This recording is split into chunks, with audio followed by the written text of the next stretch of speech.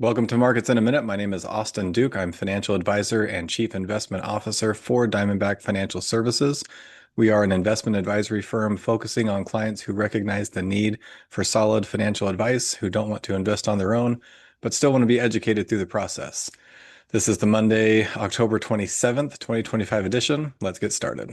We start by looking at the stock market as measured by the S&P 500. This is an index of the 500 largest companies in America.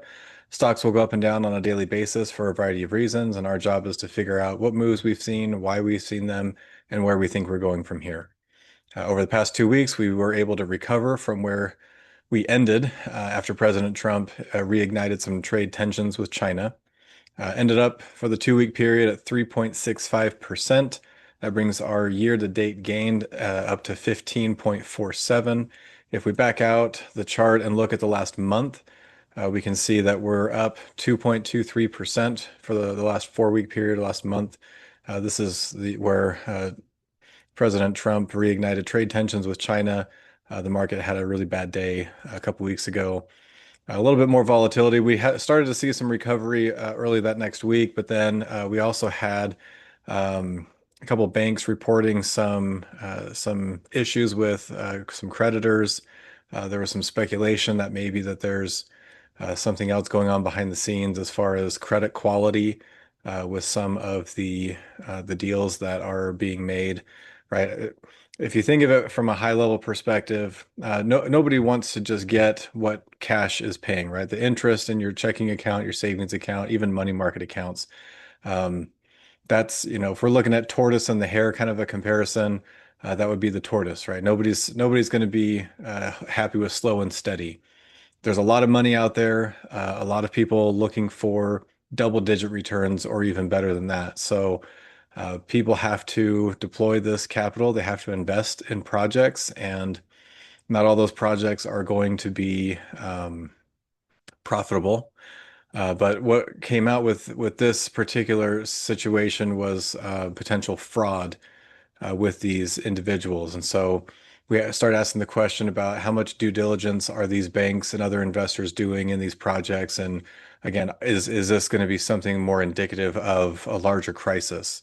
If we think back to the mortgage, what we can call mortgage fraud of 2008 and 2009 that led to the housing bust and the Great Recession, right? We were lending money to people who had no business getting all of these properties, had no way of paying back those mortgages, but through a systematic process of fraudulently getting that money from investors to the mortgage lenders, it created all sorts of problems when people were unable to pay those mortgages back. So nothing overall concerning in the market, or at least not enough to drive us down lower than we did. And again, we were able to recover here in the 2 week period, but just some interesting things that are happening and developing there that we'll definitely be keeping our eyes on to see if there's anything else more concerning. We're not immune, or October tends to be a spooky month. The crash of '87 and Lehman Brothers going bankrupt, those both happened in October in the past and led to some significant downward decline. So I'm always a little apprehensive when we get into October, wondering if something else is going to happen. So this gave me a little bit of a heart attack. Nothing too serious. I recovered just fine, but again, just some of those flashbacks to times in years past.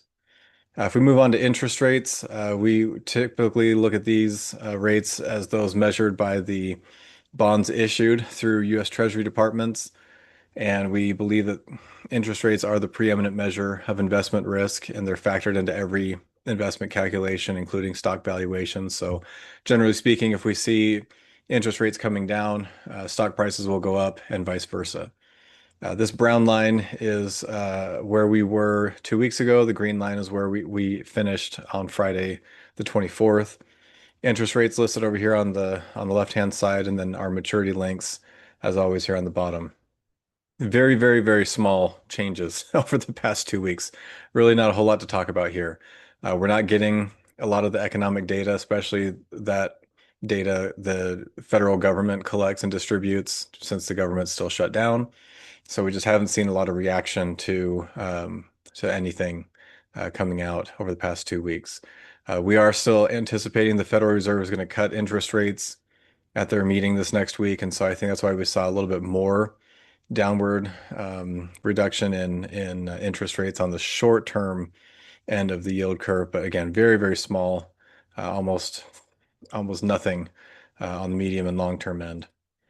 If we look at interest rates from the Federal Reserve, the target rate at 4.25. We are anticipating almost with a 97% probability that we will see a reduction of 0.25% at their meeting this week here on the 29th.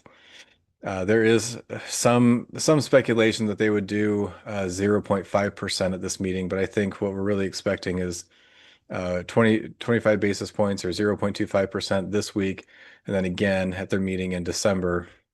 Hopefully the government's reopened by then. Hopefully we're getting economic data again by then. But I think the risk right now is to the downside. I think that not getting payroll information, employment information, et cetera, is giving the Federal Reserve an opportunity to try to reduce interest rates and prevent anything serious from happening until the government can reopen. We can get that data back again. All right, for recent developments, we've covered most everything other than third quarter earnings have started, and we're seeing a lot of positive earnings results coming out, sales and revenues increasing for most everybody. So we had anticipated that. We talked about that back in the early part of the year with tariffs announcements and companies pulling their forward guidance because they didn't know what to expect. And we figured that once we actually got to the end of the year, the tariff situation would be resolved and people would be posting much better than expected earnings. So we're in that point now. We think that's really why we're leading the market higher, is on the back of good earnings reports.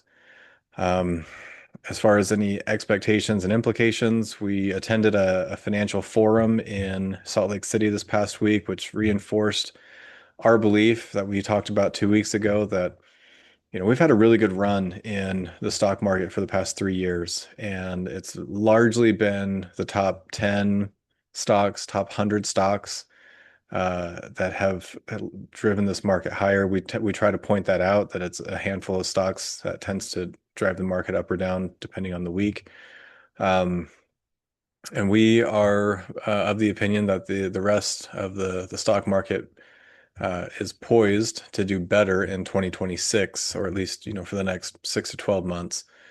We could be wrong, right? I mean, the handful of Magnificent Seven stocks could still do well. So we're not planning to completely sell out of those positions and move into other investments, but we're looking to do more rebalancing out of those market cap weighted investments into more equal weight investments so that we can try to capture allocations to those relatively smaller companies that are in the stock market with the others. And that way we can hopefully stay on top of the growth potential that's there.